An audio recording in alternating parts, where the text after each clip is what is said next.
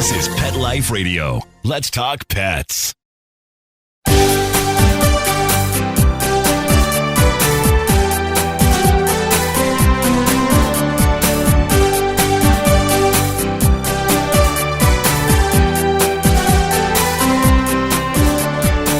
Hello and welcome to Working Like Dogs on Pet Life Radio.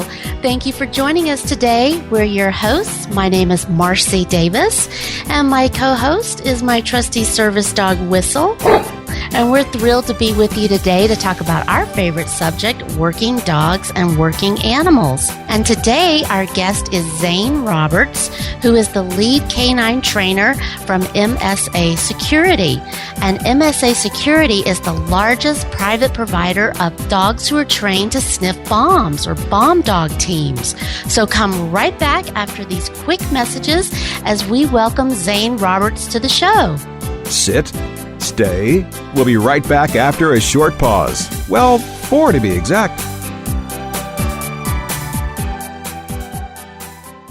Your dog digs a hole under your fence, and the next thing you know, protect your pets with Dig Defense, the amazing new product that keeps your pets in the yard. Dig Defense is safe, fast, and easy. Each unit is made from 4-gauge galvanized American steel and can be used for repairing dig-outs, filling gaps, or to hold fences down so pets can't get under them. Dig Defense provides peace of mind that your pets are contained humanely and safely. Visit digdefense.com today. digdefence.com.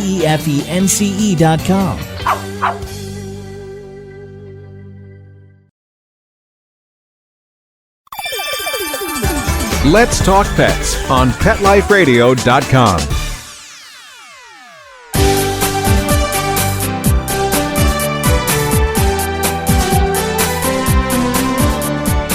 Welcome back to Working Like Dogs on Pet Life Radio. Today we're visiting with Zane Roberts from MSA Security. Hello, Zane, and welcome to the show. Hello, how are you?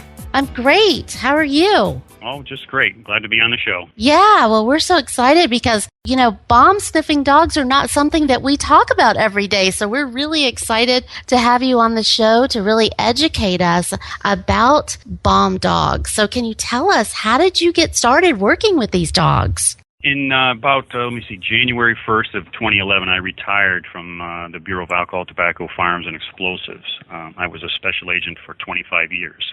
The last 8 years of my career with ATF, I was an explosive detection canine handler and a certified explosive specialist with ATF. And upon my retirement, I had the opportunity to train explosive detection canines full-time for MSA Security. I loved the work, and I couldn't wait to take advantage of the opportunity to retire and do this full-time.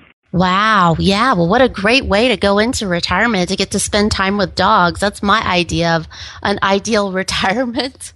Absolutely. Yeah. So tell us about, how do you work with these dogs? How do you identify a dog that you think will be good for this kind of job? Well, because I was trained by ATF, I follow the same methodology and the same training techniques that ATF uses. There are many ways to build a mousetrap. And, certain people use certain types of dogs and certain types of training methodologies. Here at MSA, we follow the same training methodology that ATF uses. It's a methodology that's been on the forefront of explosive detection work for 25 years. We use about 85% of our dogs are Labrador Retrievers, and the other 15% are German Shepherds. For the Labrador Retrievers, we use a food reward method and classical conditioning, and the Shepherds are done with play reward. Interesting. We use 4 or 5 different sources for our dogs. The majority of our dogs that we use here, the Labrador Retrievers, are labs that did not make it as guide dogs. I think the statistics are something along the lines of probably 3 out of every 10 dogs that are bred to be seeing eye dogs make it as a full-time guide dog. Yeah, it's a really low percentage, yeah. Yeah, and so there's nothing wrong with the other 70%. The guide dog people breed tremendously intelligent and hard-working dogs. It's just that they have a certain, a personality trait that makes them, maybe they're their drive's a little bit too high, or they're obsessed with toys or odor or things like that. Yep. I know a dog they tried for me, it was really sensitive to elevators, and so it got yanked out of the program and didn't make it because it didn't like the mirrors in the elevator. So you're right, it's a million things that it could be why a dog wouldn't make it. And many of those reasons why they don't make it make them perfect for detection work. And so we go to Guiding Eyes for the Blind in New York, Seeing Eye for the Blind in New Jersey, Guide Dog Foundation on Long Island, the Fidelco Guide Dog Services here in Connecticut, and we also use dogs from Puppies Behind Bars. And, we evaluate these dogs for their food drive, for their, overall work ethic, and they're really, really terrific dogs. We start with those. That's awesome. I didn't realize that that's where you got your dogs. Do you pay for them, or do they donate them? Do you guys adopt them? How does that work? Oh, we buy them. We pay for them. And I mean, it's a great way for high quality working dogs to basically, switch careers. Mm-hmm. I tell people all the time that it's kind of like if you were to try to breed the best tennis player in the world by having the top male and the top female tennis player have babies. The chances are likely, if they had 5 kids, that one might be a tennis player. The other ones might like swimming, baseball, hockey, or they might not like sports at all. So these are really high-quality dogs, and they just need to find, their calling in life. And many of them are much more suited to detection work than guide work. Yeah, that's awesome.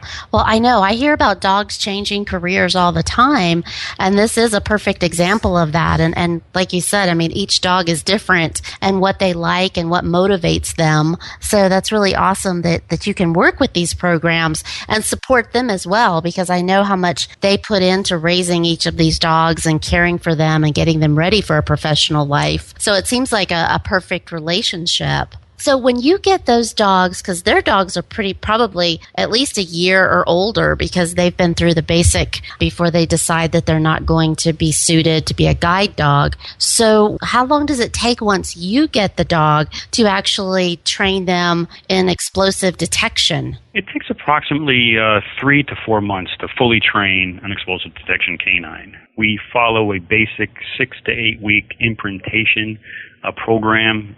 Imprintation means that's the time where we train the dog on what odors we want it to find, what explosives we want it to find, what response we want them to have when they do find it, and all the different skills that they're going to have to do to find those odors operationally, like how to find it in a piece of luggage, how to find it in a box, how to find it in a warehouse, or how to find it on a vehicle or in a tractor trailer.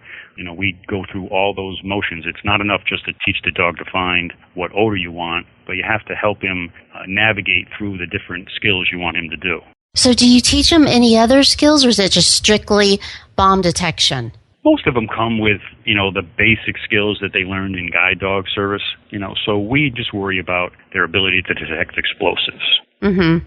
And where do you place these dogs? I know we are in a post 9/11 world. I mean, I always think of these dogs as in airports or at, some kind of checkpoint coming into the country or something like that. But I am guessing that you're placing them in all kinds of locations now. Oh, they're everywhere. They're in any kind of business that is looking to, harden their exterior or make it more difficult for them to be a target for terrorism. We do a lot of federal buildings. We do a lot of financial institutions, a lot of sporting event venues. We have, public transportation venues. About 80% of our dogs, work in the New York area, and then we have dogs all across the United States, from Boston to Dallas to Salt Lake to Charlotte. They're all over the United States. Yeah, wow. And so do you train the handlers that will be working with the dogs as well? Yes, we do. After we determine that the dog is, fully trained and ready to go to a handler, the handlers come here to the MSA Canine Training Facility in Connecticut for about 3 weeks. And during that time, we match them up with a dog and run them through a series of exercises, teach them what they need to do, what they need to know to handle the dog properly, vet care and maintenance of the dog, things like that. And then they're assigned to a location, and then they get additional field training when they get there. Well, I was wondering about that, about follow-up services that you might provide to people once they get their dog and are out in the field. Yes, all of our dogs basically because they're food reward dogs, the handler is required to train that dog every single day. People don't really understand the food reward program. They don't work for biscuits or treats or anything like that. All the food that dog would normally consume during the day is placed into a pouch that the handler carries on their person. And throughout the day, every day, 7 days a week, 365 days a year, the handler has to put training aids out for that dog to search for and locate. And upon location of the aid, they get some food. It's not a food-deprived program where, we starve the dogs or anything like that. They get the same amount of food that any other dog would get. They get the same amount of food they would get if they were bowl-fed. It's just that they have to work for it. And if you know Labrador Retrievers, they absolutely love the game of hide and seek, and they love food. So they absolutely love to do this, all the time. So in addition to the handler training the dog every single day, we have field supervisors who meet the handlers and their dogs at the locations they work and give them extra training. They also come back to the MSA Canine Training Center every few months for in-service training, and then once a year, they're given a certification. So let me make sure I understand this. So what you're saying is that that's really cool that they get their entire meal once they detect something. So you have to make sure that they have a successful detection every day so that they can get fed, and they get fed once a day is what I think I heard. Oh, no, they get fed several times. Okay. Yeah. Okay. That's what I was wondering. Because I was like, wow, they have to wait a whole big buffet for one time? No, it's completely understandable that you wouldn't understand it because most working dogs are play reward dogs. That's right, yeah. But the food reward dog, you can just imagine if you practiced something 10, 15, 20 times a day, every single day, 7 days a week, 365 days a year, you would become very, very good at it. And that's one of the benefits of the food reward methodology. Yeah. The Labrador, who's very food driven, who loves to play hide and seek, learns very early. The minute a dog enters training here, that dog is not fed out of a bowl or given a treat of any kind during its working life. So that's why myself and the other members of the training staff here are here training these dogs 365 days a year. On Christmas morning, Easter morning, Thanksgiving Day, we're here training the dogs because they are not fed unless they search for and successfully locate explosives. And so when the handlers are working during their shift during the day, they put out training aids throughout the day. And on their day off, they also put, training aids out, at least, breakfast, lunch, and dinner for the dog to practice and get fed. Wow. Well, that's what I was trying to understand. That is really cool because I'm used to having to dole out treats all the time, for different things that Whistle does for me. And so that's really interesting, though, that it's like the entire meal, though, of breakfast, lunch, and dinner once they do this detection. I was wondering about that out in the field when they're actually on location working in a bank or working, on the battlefield, about how the handler does that and feeds them. What about water? How are they given water to drink? Oh, they can have as much water as they want, and they have, unlimited access to it. Whenever they need it, they can have, all the cool, clean water they need. Okay, but it's the food that's the main thing. Yes, absolutely. The Labrador learns that, I work for my food. I search for my food, and with the classical conditioning, that's the methodology we use. I'm sure you've heard of Ivan Pavlov's famous experiment. Oh, yes. Years ago. Oh, yes. Well, instead of ringing the bell like he did, we just present the odor of explosives to the dog, and then we pair it with food immediately in a very short period of time. Oh, that clicks really quickly, I'm sure, yes. Yeah, the dog learns the odor of explosives equals food. And, so that Pavlovian response is, built into the dog. And that obsession, that obsession for food, it becomes equal, I'm sure, yeah. Exactly. And the dog can no longer control. It's not like the dog is thinking about working. The dog cannot, that Pavlovian response is not something the dog can control, So when the dog is working, it cannot help but react to the presence of the odor of explosives, which makes a very effective explosive detection canine. Yeah. Well, we are going to take just a quick break and hear some important messages from our sponsors. And we're going to come back and continue talking with Zane about this fascinating work that he is doing. So come right back. We'll be right back right after these messages. Stay tuned.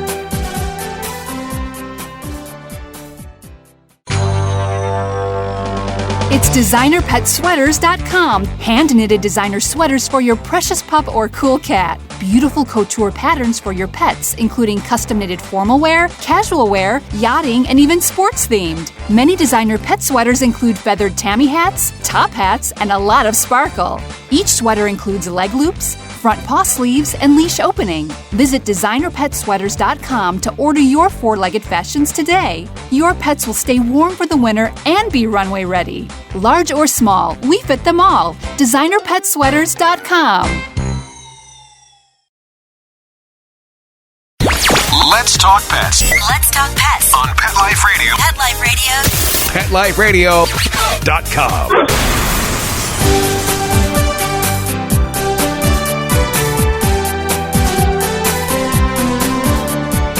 Welcome back to Working Like Dogs on Pet Life Radio.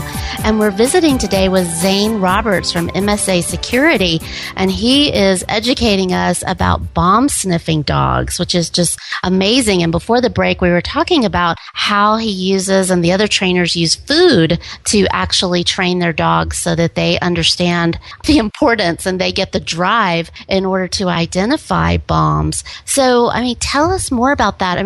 What if a dog, as you're working with them, Zane, what if a dog finds a live bomb? How do you train them to deal with that situation? Well, I guess fortunately, Marcie, it is still the United States of America, one of the safest places, on the planet.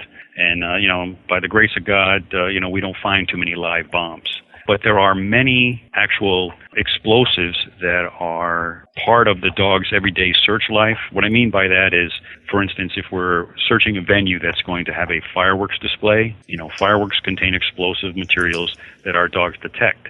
So oftentimes our dogs will actually detect bomb-making materials, but they're not actually a bomb. And, so that the handlers do occasionally come across, what we call a good alert. The dog indicates on something, but it doesn't turn out to be a bomb, but it turns out to be, something that they should alert to.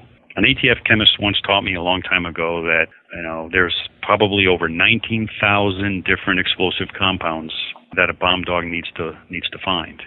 And there's not 19,000 different individual, explosives.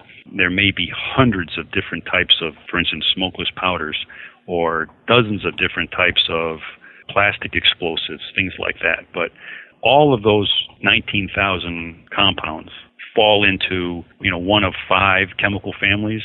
So at MSA, we train our dogs on several odors from each of those chemical families, and we know which odors to train on to make sure our dogs can get all 19,000 of those compounds, because it's very important that, you stay one step ahead of the bad guy.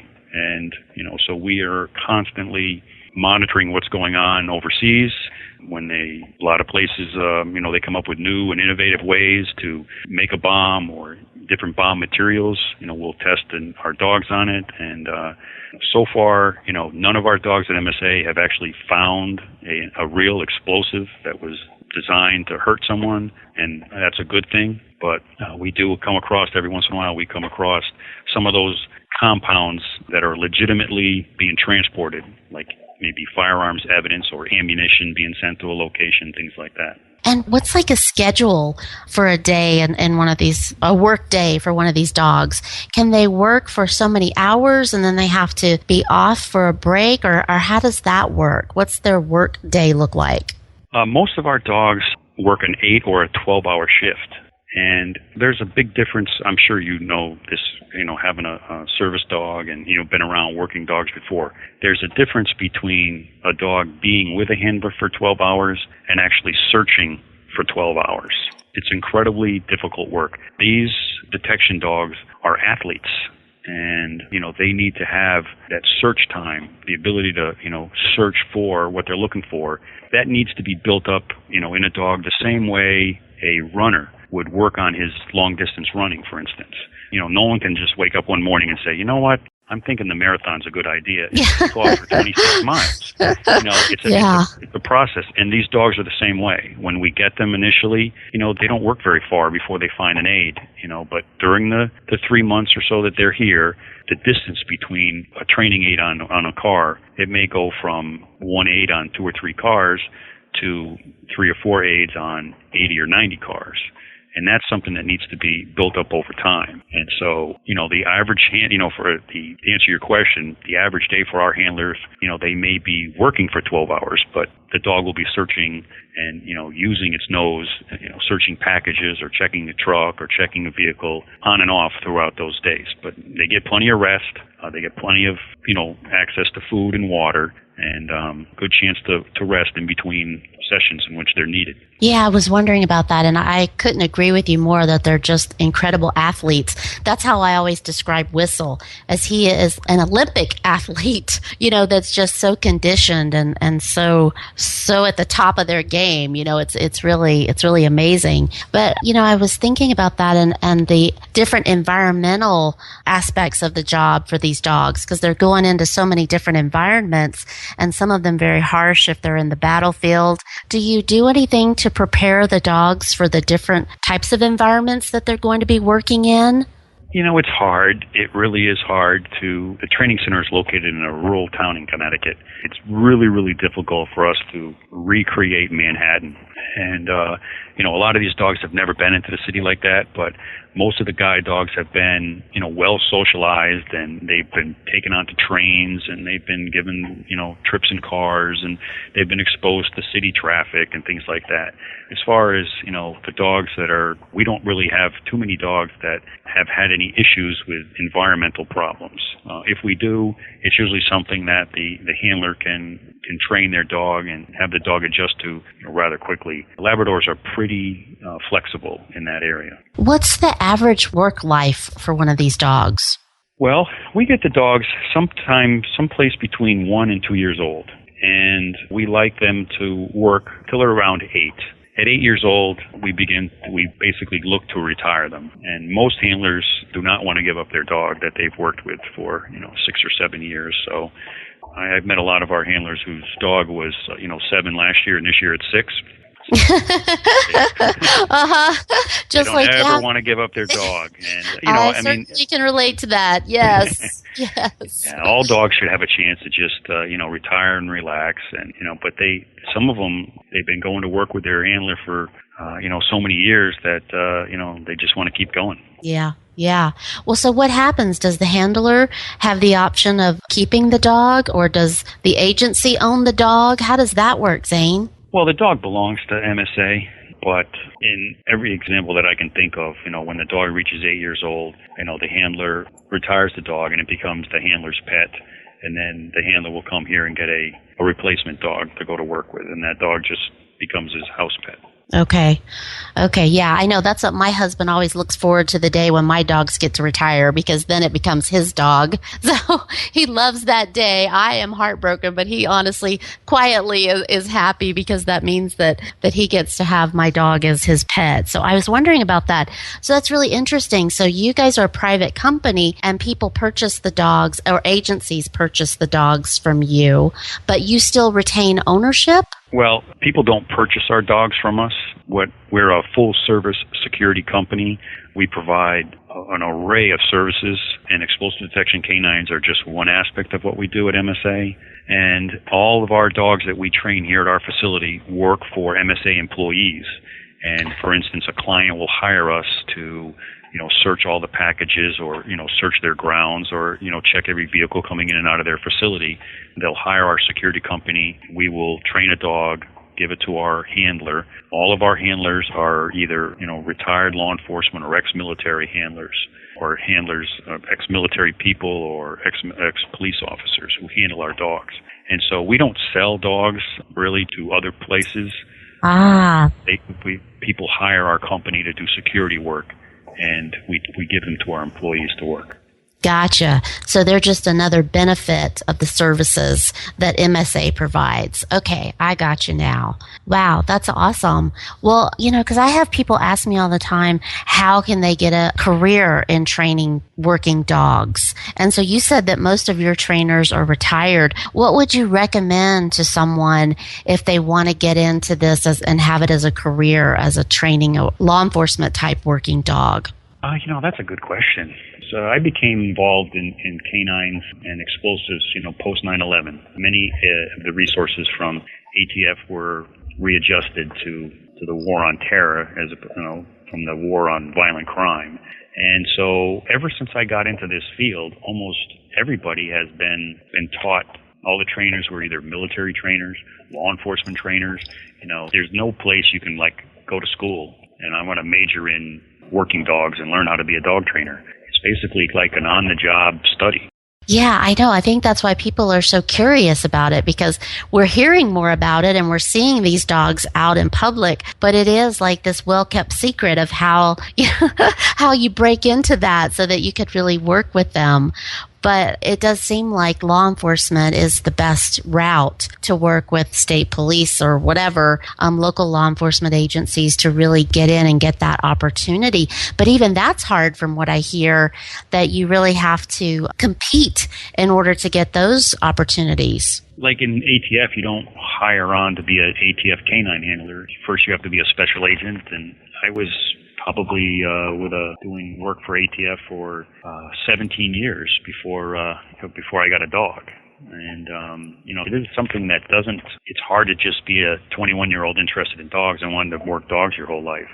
Training dogs to me it's a passion. It's something I just absolutely love to do. I have probably the day I retired, I've been here at the Canine Training Center. I think I've been home 14 days. Other than that, I'm here 7 days a week, 365 days a year. I absolutely love what I do. And I just never grow tired of watching a young Labrador Retriever, go from being bull-fed to turning into a tremendous detection canine.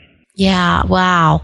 Well, I can only imagine, because I've had a service dog for over 20 years, and every day I'm still amazed at that commitment, the relationship, all the things that you've talked about that are somewhat different but yet similar. It's just amazing when you're with a dog 24 hours a day and you really get to experience them and their capabilities. It's just phenomenal. And it sounds like these dogs are just another type of amazing working dog. Well, Marcie, I don't know who coined the phrase, but he was absolutely right when he said, whoever said it first, they're man's best friend. Yeah. I could not agree more. Boy, that is so true. And we are so lucky for having that friendship in our lives. I mean, it's phenomenal. There's just no other way to describe it. Well, I can't thank you enough for spending time with us today, Zane, and giving us a little glimpse into these amazing canines. And let me just ask you one last thing, and that is, if our listeners want to get more information about MSA and the services you provide, or just to reach you with a question, what's the best way to do that? Oh, I think the best way to learn about MSA Security would be via the internet. We have a very extensive website. It's msasecurity.net, and it goes into exhaustive detail of all the different services that we offer, including explosive detection canines. Okay, awesome. Well, we hope you'll come back and continue talking with us about the work that you're doing and the places where your dogs are going and all their adventures that they're having. And it is unfortunate that we are in a world now post 9/11, but I'm so glad that there are programs out there like yours and dogs out there to work beside you and to make us all safer. So thank you for the work you're doing, and thank you for being with us today. Well, thank you very much, and you're welcome. It was my pleasure. And thank you, our listeners, for being with us. We just love to hear from you. So please keep those emails coming, where you can email me and Whistle at Marcie, Marcie, at PetLifeRadio.com. And you can also follow us on Working Like Dogs on Facebook and Twitter, and read our blog at WorkingLikeDogs.com. So thanks for being with us, and we look forward to being with you again soon. Take good care. Let's Talk Pets, every week on demand, only on PetLifeRadio.com.